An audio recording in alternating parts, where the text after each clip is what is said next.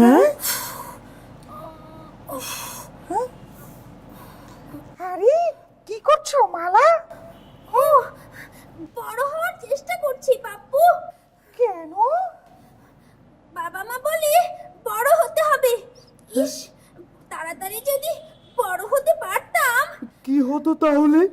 তাহলে তাহলে বাবা মা আর পড়ালেখা করার কথা বলতো না। আচ্ছা আচ্ছা, কি করলে তাড়াতাড়ি বড় হওয়া যায় বলো তো? ব্যায়াম করলে? দেখো না, যারা ব্যায়াম করে তাদের কি মাসল। আমার তো মনে হয় বই পড়লে। আমার চাচা অনেক বই পড়ে, সবাই বলে তিনি নাকি অনেক বড় মানুষ, পণ্ডিত। আচ্ছা, বেশি বেশি খাবার খেলে তো আমার মনে হয় বড় হওয়া যায়, তাই না? বলেছে তোমাকে? ও সুহাইল, এসে গেছো? তুমি কি বলতে পারো তাড়াতাড়ি বড় হওয়া যায় কিভাবে? বড় হওয়ার কোনো শর্টকাট তো আমি জানি না, কিন্তু বড় হওয়া নিয়ে একটা কবিতা মনে পড়ে গেল আমার। কবিতা? কোন কবিতা? নির্মলেন্দু গুণের শিশু পণ্ডিত। শিশু পণ্ডিত? আমি যদি বলতে পারবো ছোট আমার চেয়ে, আমি হতাম তোমার বাবা, তুমি আমার মেয়ে। বাহ, এ তো দারুণ কথা। শোনো, তখন যদি ভুলবশত বলতে আমায় করো, আমি বলতাম ধমক দিয়ে, দুষ্টুমি কেন করো? একদম দুষ্টুমি চলবে না। আমার দিন ফুরিয়ে গেছে, আমার সব শুরু। তুমি হলে ছাত্রী আমার, আমি তোমার গুরু।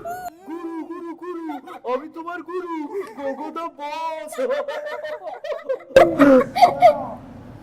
পালাতে যেই আমি বলতাম, এই যে দুষ্টু দ্বারা, সারাদিন তো কাছে দেখি না, ঘুরে বেড়ানো ছাড়া।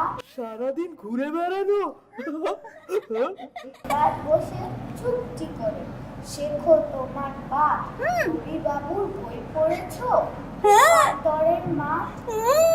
এই যা, রবি বাবুর বই তো পড়িনি। হ্যাঁ?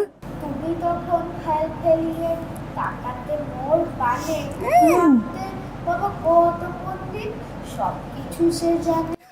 শিশু পণ্ডিত? না হয় আমি নকল বাবা, তুমি আসল মেয়ে।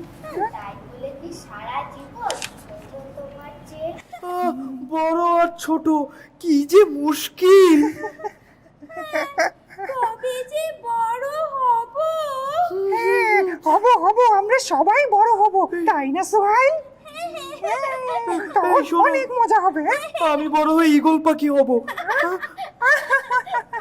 আমি বড় হয়ে একটা হাতির ডিম হব। আমি বড় হয়ে সুহাইল হব।